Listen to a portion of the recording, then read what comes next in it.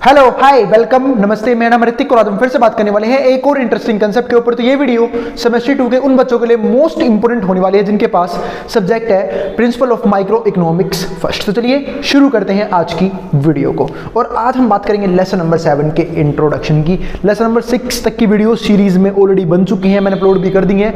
जिसने अब तक प्रीवियस वीडियो सुना देखिए पता कि वो वाली वीडियो देख लेना, क्योंकि प्रीवियस टॉपिक के जो यूज हैं वो आने वाली वीडियोज या फिर आने वाले टॉपिक्स में भी हो सकते हैं। तो आपको नॉलेज होनी क्या है बहुत जरूरी है। ठीक है, अब आते हैं आज के कंसेप्ट के ऊपर। और इस कंप्लीट सीरीज के नोट्स ऑलरेडी प्रिपेयर हो चुके हैं। जिन बच्चों को नोट्स परचेज करनी है वो इस नंबर पे जाए 9667836336 यहाँ पे व्हाट्सएप करके नोट्स भी ले सकते हैं। अब हम शुरू करते हैं आज का कंटेंट। तो आज हमारा lesson number 7 theory of consumer's demand, यानी कि हम यहाँ पे बात करेंगे कंज्यूमर की डिमांड की। बात भैया डिमांड चैप्टर तो हमने पढ़ा दिया है, लेकिन अभी हम थोड़ा सा कंज्यूमर के पॉइंट ऑफ व्यू को और डीप में समझेंगे इस कंप्लीट चैप्टर के माध्यम से। या फिर मैं भी कह सकता हूँ इस चैप्टर का नाम तुम कंज्यूमर डिमांड में समझो, यूँ समझो यूटिलिटी क्या होती है। तो बातें भी ये क्या होती है वो समझते हैं। एक सिंपल सी बात है, कंज्यूमर डिमांड करता है, हाँ हम सब के सब कंज्यूमर्स हैं। प्रोड्यूसर सारे नहीं होते पर कंज्यूमर सारे होते हैं, है ना। जैसे आप देखो, आप यूट्यूब पे वीडियो देख रहे हो, क्या आप यूट्यूब पे वीडियो बनाते हो? हो सकता है कुछ जने बनाते हो और कुछ जने ना बनाते हो। तो कंज्यूमर सब के सब हैं, प्रोड्यूसर जो है वो बहुत कम लोग हैं। ऐसे ही रियल लाइफ में हम जो है, चाहे वो बच्चा हो, कोई बूढ़ा हो, जवान व्यक्ति हो, मेल हो फीमेल हो, उससे कोई फर्क नहीं पड़ता। दुनिया में हर एक पर्सन कंज्यूमर जरूर होता है, किसी ना किसी गुड्स का, किसी ना किसी सर्विसेज का, है ना। हम हर दिन अलग अलग तरह के गुड्स को, अलग तरह की सर्विसेज को यूज करते हैं। लेकिन अब बात यह आती है हम क्यों करते हैं यूज़, क्यों करते हैं हम डिमांड। उसका एक मेन रीज़न है क्योंकि हमें उससे क्या मिलता है, सेटिस्फैक्शन। उसी को हम यूटिलिटी बोलते हैं। मतलब हम जो है वो ऐसे गुड्स की ही डिमांड करते हैं, ऐसी सर्विसेज की ही डिमांड करते हैं जिससे हमें फ़ायदा पहुंचे, जिसके लिए हमारे अंदर क्या हो, यूटिलिटी हो। मतलब उस गुड्स के अंदर यूटिलिटी होनी चाहिए हमें सेटिस्फाई करने की, तभी हम उसे यूज़ करेंगे, वरना हम उसे यूज़ नहीं करते। फॉर एग्जाम्पल, आप जब कभी कंटेंट देखते हो कोई सा भी यूट्यूब के ऊपर ही, तो आप कौन सा कंटेंट देखते हो? या आपको मजा आए या फिर आपको नॉलेज मिले, है ना। अब मेरा कंटेंट आप क्यों देख रहे हो? मजे लेने के नहीं देख रहे, आप देख रहे हो बस एग्जाम में अच्छे नंबर आ जाए, है ना। तभी तो देखता हूँ मैं कि मेरे चैनल पे व्यूज कब आते हैं, जब एग्जाम्स बिल्कुल पीक पे होते हैं। बिल्कुल ऐसे आते हैं वन नाइट लर्नर्स, एक रात आएंगे भाई साहब, आज ही सारी वीडियो चार्ट जाएंगे और कल सुबह का पेपर बिल्कुल पाट देंगे, ऐसे बच्चे आते हैं, है ना। तो मतलब मैं देखता हूँ कि एक दिन पहले जो व्यूज है वो ऐसे पहुंच जाते हैं 20,000 25,000 30,000, बाकी दिनों को तो पता नहीं, बाकी दिन चैनल आराम से रेंगता रहता है, ठीक है, एक दिन बिल्कुल पीक पे। तो वो चीज़ होती है। तो हम जो हैं, हम सबके सब कंज्यूमर हैं और हम ऐसे गुड्स की या फिर ऐसी सर्विस की डिमांड करते हैं जिसके अंदर यूटिलिटी है हमें सेटिस्फाई करने की। वरना अब आप सोच के देखो, आप खाना खाते हो या फिर आप कोई भी ड्रिंक यूज़ करते हो, तो हम कौन सा फूड खाते हैं, फिर कौन सा ड्रिंक यूज़ करते हैं जो हमें सेटिस्फाई कर सके, है ना। जैसे को कईयों को खाने में छोले भटूरे अच्छे लगते होंगे। अब कई जने होते हैं हेल्थ कॉन्शियस, है ना, उनको अपनी हेल्थ मेंटेन रखनी होती है, बिल्कुल जीरो फिगर दिखना चाहते हैं, खासकर लड़कियां, है ना। तो वो ऐसे खाना नहीं खाती, छोले भटूरे कहाँ मिल रहे हैं, नहीं, उन्हें बिल्कुल हेल्थी डाइट चाहिए होता है, बिल्कुल प्रॉपर। उन्हें तले बने से बिल्कुल क्या होती है, नफरत होती है, वो चीज़, ठीक है। ऐसे ही जब हम सर्विसेज यूज़ करते हैं तो वो भी हम चूज़ करके यूज़ करते हैं कि कौन सा सर्विस हमारे लिए क्या होगा, बेटर रहेगा, उसके हिसाब से हम डिमांड करते हैं। या फिर हम मैंने ड्रिंक की बात करी। अब कई जने जो हैं वो अपनी बॉडी को मेंटेन रखने के लिए, फिटनेस को जो रखनी चाहिए, मैं काफ़ी अच्छे से मानता हूँ, ठीक है, अच्छा नहीं लगता। अब इस उम्र में आजकल देखता हूँ मैं बच्चों को 6, 7, 8 क्लास में होते हैं, उनका पेट निकल के बाहर भाग रहा होता है ना। वो बाधे पहुँचते हैं, पेट पहले पहुँच जाता है, क्या फ़ायदा भाई उस चीज़ का, ठीक है। अब इस उम्र में बच्चे क्योंकि बाहर खेलने नहीं जाते, वो कहाँ पर खेलेंगे, फ़ोनों में खेलेंगे, पबजी खेलेंगे, इंस्टा चलाएंगे, रील देखेंगे। अरे भाई हम तो ह्यूमन बीइंग है, सोशल एनिमल है, तो सोशल एंगेज रहना बहुत जरूरी होता है। पर आजकल लोग सिर्फ सोशल मीडिया पे एंगेज रहते हैं, बाहर की दुनिया से कोई भी मतलब नहीं होता, जिसकी वजह से उनकी हेल्थ भी खराब होती है, ठीक है। तो मैंने अभी ड्रिंक की बात करी। अब कई जनों को ना बियर वगैरह पीना अच्छा लगता है, अल्कोहलिक ड्रिंक्स यूज़ करते हैं अपनी सेहत को बेकार करने के लिए, पता नहीं उसमें क्या मजा आता है। वो कहते हैं भाई पी के देख, है ना, तू अलग ही दुनिया में चला जाएगा। अरे बकवास, उससे बड़े भाई दूध पियो, है ना, कुछ लगेगा बॉडी में, हाँ भाई बॉडी में जान है थोड़ी बहुत, है ना, हेल्थी रहेगी बॉडी। तो वो डिपेंड करता है आपको किससे मज़ा आता है, किससे सेटिस्फेक्शन मिलता है। कईयों के लिए शराब वगैरह सब क्या है, बेकार है, लेकिन कईयों के लिए उसमें बड़ा मज़ा आता है। उनके बिना उनको यहाँ पे नींद ही नहीं आती, या फिर सुबह मतलब तो वो बीड़ी नहीं पी लेते, सिगरेट नहीं पी लेते, उनका प्रेशर नहीं बनता, है ना। कई कैसे नमूने होते हैं इस दुनिया में, पता नहीं कैसे कैसे नमूने हैं, है ना। बिना चाय पिए सर दर्द ठीक नहीं होता। तो अलग अलग तरह के एडिक्शंस लोगों ने पाल रखे हैं, किसके हिसाब से? अपने सेटिस्फेक्शन लेवल के हिसाब से। ऐसे ही सिर्फ ये हर चीज़ में है, खाने पीने से लेके आप कपड़े पहनते हो वो, या फिर आप कोई कंटेंट देख रहे हो, तो कई लोग जो कंटेंट ऐसे देखते हैं जिनमें नॉलेज मिलती है ना, वो अपने माइंड को ठीक रखना चाहते हैं, अपने माइंड को खराब नहीं करते, क्योंकि माइंड भी क्या है, काफ़ी इफेक्टिव चीज़ है। देखो बॉडी अगर बेटर करनी है तो आपको एक्सरसाइज करनी पड़ेगी, फूड अच्छा खाना पड़ेगा, अपने आपको मेंटेन रखना पड़ेगा, मुश्किल होता है पर मेंटेन करना पड़ेगा। ऐसे ही अगर आपको दिमाग ठीक रखना है तो आपको नॉलेज गेन करनी पड़ेगी। लेकिन ज़्यादातर लोग किसमें इन्वॉल्व हैं? फालतू की वीडियोस देखने में, छपरी कंटेंट देखने में, है ना, कहाँ पे क्या कंट्रोवर्सी चल रही है, कहाँ पे क्या लड़ाई झगड़े चल रहे हैं, नॉलेज से कोई मतलब ही नहीं है, ठीक है, चाहे हम आगे डेवलप करें अपने आप को चाहे ना करें। और जब भाई कचरा देखोगे तो कचरा ही बनोगे, सिंपल सी बात है। तो वही सेम चीज़ है। तो कंज्यूमर जो है वो डिमांड करता है अपने हिसाब से, जब उसको लगता है कि मुझे इस चीज़ से सेटिस्फेक्शन मिल रही है तो वो चीज़ उस चीज़ को कंज्यूम कर देगा, वरना कंज्यूम नहीं करेगा। तो इस तरीके से जो हमारा पूरा काम चलता है। तो उम्मीद है आपको कंज्यूमर डिमांड का मतलब पता चल गया। तो हम जो डिमांड क्यों करते हैं वो मैं आपको रीज़न भी समझा चुका हूँ। अब हम यहाँ पे अलग चीज़ डिस्कस करेंगे, वो ये करके डिस्कस करते हैं। सबसे पहले आता है लर्निंग ऑब्जेक्टिव इस कंप्लीट चैप्टर का। तो हमारे पास एक गिनती का 4 लर्निंग ऑब्जेक्टिव हैं जो हम आने वाले 2 या 3 वीडियोस में कवर कर लेंगे। चैप्टर हमारे का हो जाएगा, फिनिश हो जाएगा। मैं कोशिश करूँगा आने वाले 3 वीडियोस में चैप्टर को कंप्लीट कर दूँ। पिछले चैप्टर में मेरे हिसाब से हमने 3 वीडियो बनाई थी। अब यहाँ पे क्या है, पहला पार्ट क्या है, define total and marginal utility. हमें समझना होगा टोटल यूटिलिटी क्या होती है, मार्जिनल यूटिलिटी क्या होती है, बात करेंगे इसकी थोड़ी देर बाद, ठीक है। तो मैं आपको अभी फिलहाल सिर्फ यूटिलिटी का मतलब समझा देता हूँ। यूटिलिटी का मतलब क्या होता है, सेटिस्फाइंग पावर, कि किस गुड्स में कितनी सेटिस्फाइंग पावर है। एक सिंपल सी बात है, आपको एक चीज़ समझाता हूँ यहाँ पे यूटिलिटी में क्या कंसेप्ट होता है कि हम जो है, मैंने भी बताया कि हम किसी गुड्स को कंज्यूम किस लिए करते हैं, क्योंकि हमें उससे सेटिस्फैक्शन मिलता है। क्योंकि मैं मार्कर क्यों यूज़ कर रहा हूँ, क्योंकि मुझे मार्कर यूज़ करने का बेनिफिट मिल रहा है, ठीक है। कई जने अब कोई मजदूर है, मैं उसको मार्कर पकड़ा दूँ, ले भाई तू पढ़ाने चला जा, वो जाएगा, उसके कोई काम का ही नहीं है मार्कर। क्यों? क्योंकि उसका काम क्या है, वो जो इंस्ट्रूमेंट अपने यूज़ करता है मजदूरी वगैरह करने के लिए, फावड़ा वगैरह जो भी वो यूज़ करते हैं। तो अलग अलग प्रकार के लोगों के लिए अलग अलग इंस्ट्रूमेंट जो होते हैं वो यूज़फुल होते हैं। तो वो चीज़ होती है यहाँ पे। तो मैंने यहाँ पे क्या बोला कि हर एक गुड्स के अंदर एक पावर होती है, उसे क्या बोलते हैं, यूटिलिटी सेटिस्फाइंग पावर कितनी है। अगर मुझे लगता है कि जो मैं पैसा खर्च कर रहा हूँ मुझे उससे उस लेवल की सेटिस्फैक्शन मिल रही है तो मैं पैसा खर्च करूँगा, वरना मैं पैसा खर्च नहीं करूँगा। ये चीज़ काफ़ी इंपॉर्टेंट होती है। सपोज करो जैसे हम कई बार क्या होता है, हम लोग कोई चीज़ बाय करने जाते हैं, हमें रहता है कि चीज़ काफ़ी महंगी मिल रही है, अगर वो चीज़ उससे कम प्राइस में मिलेगी तो मैं बाय करूँगा, वरना बाय नहीं करूँगा, क्योंकि मुझे पता है मेरे पैसे की वर्थ क्या है। और अलग अलग पीपल के लिए अपने पैसे की वर्थ जो है अलग अलग होती है। इसलिए जो है ना, हम जो इकोनॉमिक्स पढ़ते तो इसलिए रहे ना, क्योंकि हम जो है कि रैशनल कंज्यूमर बनना चाहते हैं। रैशनल कंज्यूमर का मतलब क्या है कि वो अपने रिसोर्स यानी कि अपने पैसे को इस तरीके से यूज़ करता है कि अपने सेटिस्फैक्शन को मैक्सिमम कर सके। वो फॉर एग्जाम्पल हो सकता है कि वैसे मैंने एग्जाम्पल दिया, किसी के लिए अगर मान लो किसी के पास 30 रुपये है तो छोले भटूरे खा लेगा, ठीक है, एक प्लेट आ जाएगी। 40 रुपये है, एक प्लेट छोले भटूरे आ जाएंगे। अब कोई बोलेगा मुझे तो हेल्थ कॉन्शियस रहना है, वो फ्रूट्स ले लेगा उतने पैसे में ही। खा दोनों रहे हैं, फूड दोनों के पेट में गया है, पर दोनों का जो उस पैसे का वर्थ है वो क्या है, अलग अलग है। वो चीज़ हम समझने की कोशिश करेंगे यहाँ पे। तो वो होता है हमारे पास यहाँ पे क्या, यूटिलिटी। तो यूटिलिटी वर्ड का मतलब क्या होता है, सिंपल सा, satisfying power of a commodity. दूसरा हमारे पास क्या आता है, explain the law of diminishing marginal utility. इसकी कंप्लीट बात मैं करूंगा अगली वीडियो में। Law of diminishing marginal utility क्या होती है and law of equilibrium marginal utility क्या होता है। अगर मैं थोड़ी सी बात कर दूं तो अभी कर लेता हूं। वैसे मैंने आपको डिमिनिशिंग मार्जिनल यूटिलिटी पहले भी पढ़ाया था, जब मैं आपको ये समझा रहा था कि जो हमारा डिमांड कर्व है उसका स्लोप नेगेटिव ही क्यों होता है। अगर आपको याद है तो बहुत अच्छी बात है, और भाई जिन्होंने नहीं देखी प्रीवियस वीडियोस वो देख लेना, पता लगे एग्जाम में क्वेश्चन आ रहे हैं, क्वेश्चन तुम्हें करने ही नहीं आ रहे।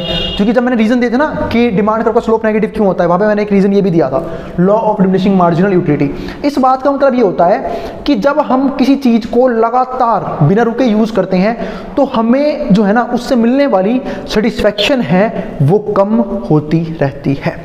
फॉर एग्जाम्पल जैसे आप कोई नई चीज़ बाय करने जाते हो, कितना एक्साइटमेंट रहता है ना उस चीज़ के लिए, अरे वाह मेरे पास ये चीज़ आएगी, मैं उससे ये भी कर पाऊंगा, मैं उससे ये भी कर लूँगा, वो भी कर लूँगा, है ना, बड़ा मज़ा आता है। लेकिन जब वो चीज़ हमारे पास आती है, 1-2 दिन उसकी सेटिस्फाइंग पावर जो बिल्कुल टॉप पे रहती है, जब तक हम उसका पूरा ऑपरेशन ना कर दें, बिल्कुल जांच ना ले कि ऐसी चीज़ है। जैसे मान लो कोई नया फ़ोन लिया हो, उसके अपने सारे फीचर चेक कर लिए, अरे वाह इस कैमरे में ये फीचर है, इसके अंदर ये फीचर भी है, ये फीचर भी है, सब कुछ चेक कर लिया, फिर धीरे धीरे वो चीज़ हमारे लिए होती है नॉर्मल हो जाती है ना। ये चीज़ आपने देखी होगी। इसी को पता है क्या बोलते हैं, law of of diminishing marginal utility, यानी कि अगर हम कोई चीज़ लगातार यूज़ करते हैं तो वो चीज़ से मिलने वाली सेटिस्फैक्शन हमसे हमेशा क्या होती रहती है, कम होती रहती है। फॉर एग्जाम्पल, एक और एग्जाम्पल देता हूँ, आप मान लो वर्कआउट करके आए, हैवी वर्कआउट, जिम से आए हो, ठीक है, आपको लगी आप बिल्कुल डिहाइड्रेट हो रखा, आपको लगी प्यास कि जाता हूँ पानी पीता हूँ। अब जो फर्स्ट ग्लास ऑफ वाटर है वो आपको मैक्सिमम सेटिस्फैक्शन देगा, क्योंकि बिल्कुल आपके अमृत की तरह काम करेगा आपके लिए। फिर दूसरा गिलास थोड़ा नॉर्मल सेटिस्फैक्शन की, हाँ अब तो प्यास मुझ चुकी है, अब तो बस ऐसे ही मन भरने के लिए पी रहा हूँ। फिर तीसरा गिलास, ठीक है, आपका मन नहीं करेगा, ऐसे ही ऐब ही पी लिया। चौथा गिलास आया, आपने कहा कि अरे नहीं अब पीऊंगा तो उल्टी हो जाएगी, तो वो क्या हो गया, डिससेटिस्फैक्शन। तो यही होता है कि जब हम कोई चीज़ लगातार कंज्यूम करते हैं तो उससे मिलने वाली सेटिस्फैक्शन क्या होती है, कम होती रहती है। ये चीज़ ध्यान रखना। मैंने क्या बोला, लगातार कंज्यूम करने पे, यूँ नहीं कि एक गिलास पानी अभी पी लिया, अगले गिलास पानी शाम को पिया, तो भाई वो सेम लेवल सेटिस्फैक्शन दे सकता है। मैंने लगातार की बात की, लगातार कंजप्शन की। अब हमारे पास तीसरा पॉइंट जो है वो क्या आता है, determine consumers equilibrium bye utility using utility theory. हमें यूटिलिटी थ्योरी को यूज करके कंज्यूमर का इक्विलिब्रियम निकालना भी आना चाहिए। अब तक प्रीवियस वीडियो में मैंने बात की थी कि हम जो है एज अ इकोनॉमी इक्विलिब्रियम कैसे अचीव करते हैं, इकोनॉमी के अंदर इक्विलिब्रियम कैसे मेंटेन करते हैं, लेकिन हमें यूटिलिटी थ्योरी यूज करनी है कंज्यूमर के इक्विलिब्रियम दिखाने के लिए। फिर क्या आता है हमारे पास फोर्थ पॉइंट, वो क्या है, know the limitations of utility theory. हमें लिमिटेशन समझनी होंगी यूटिलिटी थ्योरी की। अब बढ़ते हैं आगे, इंट्रोडक्शन इस चैप्टर का। अगर मैं इस चैप्टर के इंट्रोडक्शन की बात करूं तो वो क्या है वो समझते हैं। तो every consumer has limited income. हम सब जानते हैं कि हर एक कंज्यूमर के पास क्या है, लिमिटेड इनकम है, but there is a large number of goods and services. पर हमारे पास जो गुड्स हम यूज़ करते हैं या फिर जो सर्विसेज हम यूज़ करते हैं वो क्या होता है, लार्ज नंबर में होता है।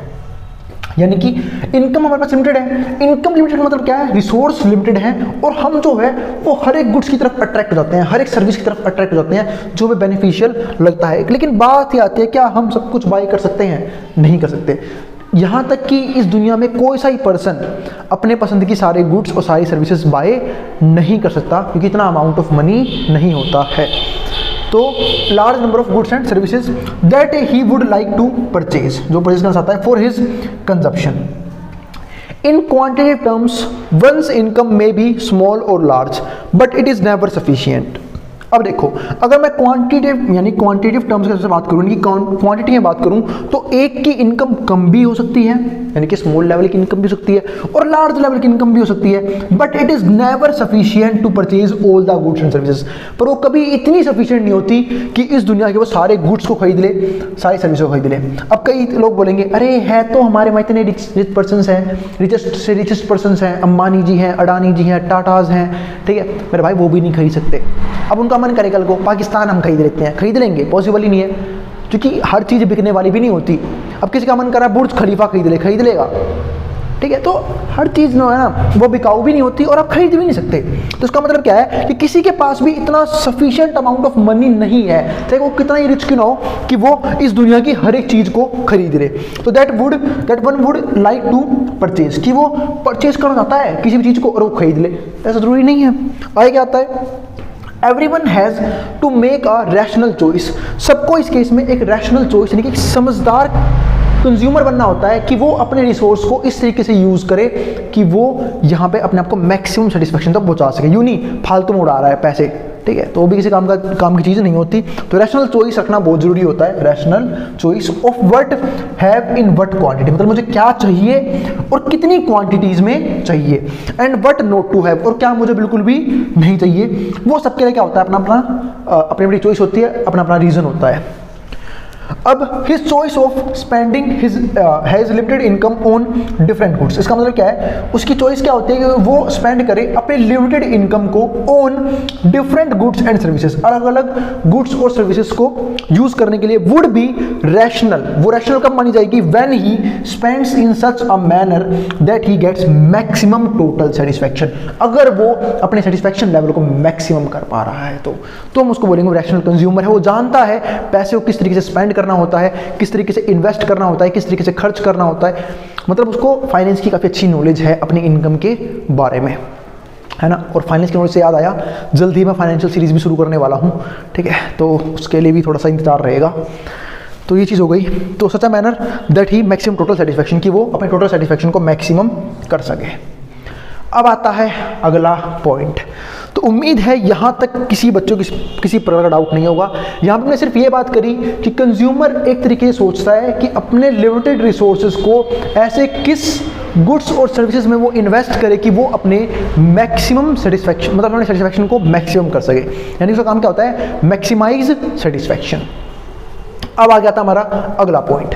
अब बात आती भैया चलो ये तुमने मान लिया, लेकिन अब जो है हम निकालने ही कैसे, ऐसे कौन कौन से एनालिसिस यूज कर सकते हैं हम निकालने के लिए। तो approaches to the theory of consumer's demand, यानी कंज्यूमर डिमांड की थ्योरी को नापने के लिए कौन कौन से अप्रोच हैं, इसके दो हैं। एक को हम क्या बोलते हैं, यूटिलिटी एनालिसिस, क्या आप यूटिलिटी वाला मेथड यूज करो वहां से निकाल लो। दूसरा हमारे पास क्या होता है, आईसी कर्व यानी कि इंडिफरेंस कर्व एनालिसिस। ये दोनों ही अलग अलग है। अब दोनों की थोड़ी थोड़ी बात करेंगे हम इस वीडियो में, फिर हम अगली वीडियो से थोड़ा डीप में समझेंगे। अब यहाँ पर देखो यूटिलिटी एनालिसिस का मतलब क्या है। यूटिलिटी एनालिसिस जो दी है ना, वो दी है एल्फ्रेड मार्शल ने, एक इकोनॉमिस्ट थे, उन्होंने दी है और खामा की एनालिसिस दी है। इन्होंने पता है क्या बोला है, इन्होंने बोला कि ना हम जो है वो यूटिलिटी को नंबर में नाप सकते हैं। मतलब मैं ऐसी बात कर रहा हूँ कि मैं जिम से आया, वर्कआउट करके आया, डिहाइड्रेट हो रखा हूँ, अगर मैं पहला गिलास पानी पीऊँगा ना, मुझे मिलेगा 10 नंबर का सेटिस्फैक्शन, है ना, रेट दे रहे हैं हम गिलास ऑफ वाटर को, है ना। फिर जब मैं अगला गिलास पानी पीऊँगा मुझे मिलेगा 8 नंबर का सेटिस्फैक्शन, मतलब मुझे मिला 8 सेटिस्फैक्शन। कोई मतलब है इस चीज़ का, हम कम ज़्यादा बोल रहे हैं, यानी कि रैंक बताएं तो कोई बात होती है, बताऊँगा अभी आगे, ठीक है। 6 और एक गिलास पानी में 6 मिला, ठीक है, और एक गिलास पानी में कुछ ज़्यादा प्यास लगी थी तो मेरे को मिला 4 यूनिट का सेटिस्फैक्शन। मतलब देख रहे हो, इसी को बोलते हैं law of diminishing margin utility, यानी कि मिलने वाला सेटिस्फैक्शन हमेशा क्या होता रहता है, कम होता रहता है। तो ये था यूटिलिटी एनालिसिस। और यूटिलिटी एनालिसिस का मतलब ये भी है कि वर्थ जो है ना सबके लिए उस पैसे की अलग अलग होती है। मैं आपको एग्जांपल देता हूँ, जैसे सपोज करो आप कोई फ्रूट लेने गए, आपको 1 केजी सेब लेने गए, आप 1 केजी सेब लेने गए, ठीक है। उसने बोला कि भाई, आपने पूछा भैया सेब कैसे है, ठीक है, तो उसने बोला कि भैया 100 रुपये किलो है, मान लेते हैं 100 रुपये किलो है सेब। उसने ये बोला, आपने बोला जी नहीं, मेरे तो ये 100 रुपये की जितनी सेटिस्फैक्शन प्रोवाइड नहीं कर पाएगा, अगर आप 80 में दे रहे हो 1 किलो तो बात करो, वरना मैं नहीं ले पाऊंगा। वहीं पे दूसरा गया भाई, बढ़िया गाड़ी से उतरा, स्कॉर्पियो से थार लेके गया, स्कॉर्पियो बोलो कुछ ही बोलो, थार लेके गया हुआ था, ठीक है। उतरा, जिम से गया ही था भाई, आज तो बिल्कुल सेब ही सेब निपटाऊंगा, ठीक है। अब भाई जो प्रोड्यूसर होता है वो थोड़ा चालाक होता है, अरे अमीर आदमी आया है, इसको तो महंगा बताऊंगा, उतने में खरीद लेगा। इसने बोला कि ना 1 केजी सेब जो है वो 150 में मिलेगा। अब उसने उसी सेम प्रोड्यूसर ने बोला कि अब जो 1 किलो सेब वो 150 में मिलेगा। तो इसने क्या बोला जी, 1 किलो बना दो, 1 किलो कर दो या फिर 2 किलो कर दो। इसका मतलब क्या है, उस बंदे के लिए वो 150 की वर्थ रखता है।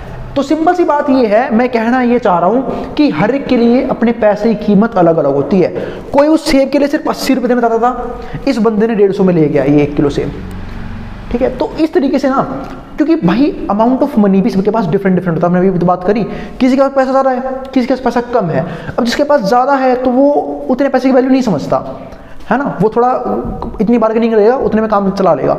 लेकिन हाँ, मैं निहायती कंजूस लोगों की बात नहीं कर रहा यहाँ पे, ठीक है। एक मतलब एक सिंपल सी बात है, मान लो किसी की इनकम जो है वो 1 लाख रुपए है, किसी की इनकम 10,000 है। अब जिसकी इनकम 10,000 है, बिल्कुल सोच समझ के खर्च करेगा, बिल्कुल उन गुड्स पे खर्च करेगा जो उसको मैक्सिमम सेटिस्फैक्शन देंगे, जो ज़रूरी है वहाँ पे खर्चा करेगा। लेकिन कई लोग ऐसे होंगे भाई, क्या नाम है, उस 1 लाख में, अब उस 1 लाख वाले 10,000 की वैल्यू ही नहीं होगी, वो 10,000 यूँ ही खर्च कर देगा किसी भी ऐप किसी गुड्स पे। तो वो चीज़ मैं यहाँ पे समझाना चाह रहा हूँ कि सबके लिए एक पर्टिकुलर गुड से मिलने वाली सेटिस्फैक्शन की वैल्यू जो है वो डिफरेंट होती है। तो utility analysis given by Alfred Marshall and indifference curve जो दी वो थी जे.आर. हिक्स ने। पर जे.आर. हिक्स ने पता क्या बात बोली, मैं डिफरेंशिएट करता चल रहा हूँ। जे.आर. हिक्स ने पता क्या बोला कि हम जो है वो हम एज्यूम नहीं करते यूटिलिटी को नंबर्स में, हम यहाँ पर रैंक दे सकते हैं कि मुझे इससे सेटिस्फैक्शन ज़्यादा मिली, इससे सेटिस्फैक्शन कम मिली। जब मैं जिम से आके 1 गिलास पानी पिया, पहला गिलास ऑफ पानी पिया तो मुझे सेटिस्फैक्शन ज़्यादा मिला, जब मैंने दूसरा गिलास पानी पिया मुझे कम मिला। इस तरीके से हम रैंक दे सकते हैं। हम ये नहीं बोल सकते कि इससे 10 यूनिट मिली, अगले से 8 मिली, कोई कह देगा मेरे को इससे 100 मिली, अगले से 80 मिली, यूँ थोड़ा काम चलेगा।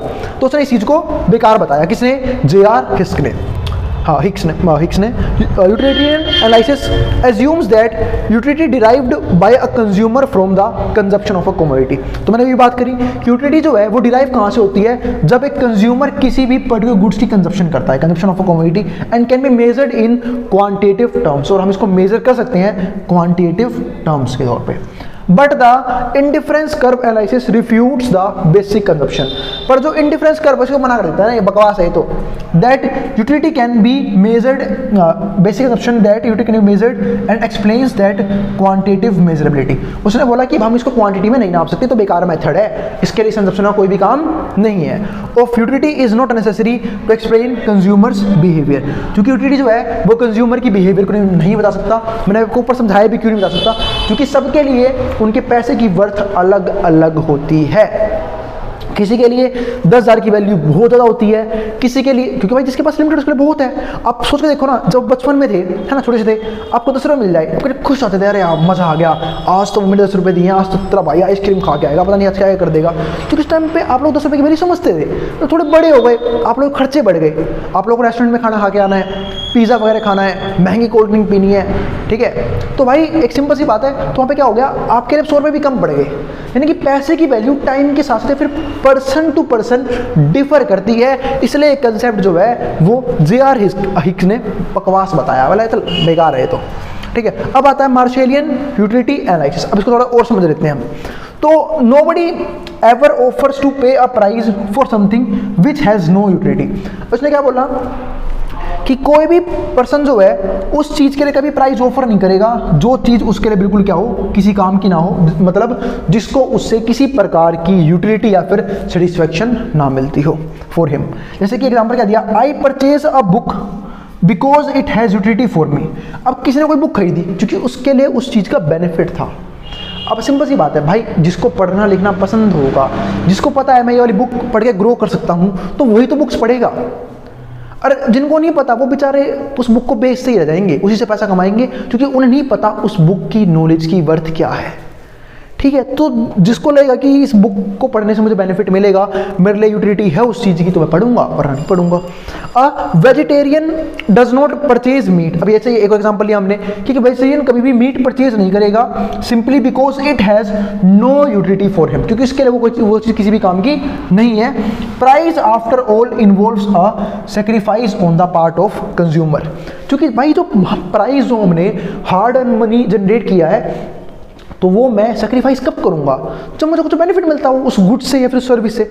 मैं किसी के लिए भी यूँ सेक्रीफाइस क्यों कर दूँ, किसी भी आलतू फालतू गुड्स के लिए, है ना। तो nobody will sacrifice anything unless he get some benefit in return. मतलब कोई भी बहुत जल्दी से कुछ भी सेक्रीफाइस नहीं करता जब तक उसको बदले में कोई रिटर्न ना मिल रहा हो, मतलब सेटिस्फैक्शन ना मिल रहा हो। मतलब हम कहते हैं ना कि इस दुनिया में सब मतलब ये हैं, सब सेल्फिश हैं, बिना फायदे कोई काम नहीं करता, तो भाई मैं पैसा क्यों दूँ। अब कई जने बोलते हैं ना कि हम तो पैसा नहीं कमा पाते, यहाँ पे एक सिंपल से बात बताऊँ आपको, या फिर पैसा नहीं जनरेट कर पाते। भाई आप जब तक किसी को कोई वैल्यू प्रोवाइड नहीं करोगे, कोई बेनिफिट नहीं पहुँचाओगे, तो आपको पैसा नहीं देगा, ठीक है। क्योंकि ये दुनिया बहुत सेल्फिश है, ठीक है। पैसा निकालना इतना इजी नहीं होता, उसके लिए कुछ ढंग का काम करना पड़ता है, कुछ ढंग का मतलब लोगों को किसी न किसी प्रकार की वैल्यू प्रोवाइड करनी पड़ती है, तब जाके लोग जो है अमाउंट देते हैं। तो चलो फिर यहाँ तक रोकते हैं आज की क्लास को, मिलते हैं अगली वीडियो में। और उम्मीद है आपको चैप्टर का इंट्रोडक्शन समझ में आ गया होगा। फिर भी किसी प्रकार का डाउट बच जाए या फिर क्वेरी बच जाए, कमेंट बॉक्स में कमेंट कर देना, मैं उस क्वेरी को सोल्व करने की पूरी कोशिश करूँगा। अब मिलेंगे अगली वीडियो में, ठीक है, जहाँ हम देखेंगे इसके नेक्स्ट कंसेप्ट को, ठीक है। और अगर वीडियो पसंद आए तो वीडियो को लाइक करना मत जाना, और चैनल को सब्सक्राइब भी कर देना, और उन बच्चों में शेयर भी कर देना जिनका एग्जाम होने वाला हो सेम सब्जेक्ट का। अब जिसको जो उतार सकता है, मैं बोर्ड के सामने से, और जिनको नोट्स परचेज करने हैं वो इस नंबर पर कॉन्टैक्ट करके नोट्स ले सकते हैं।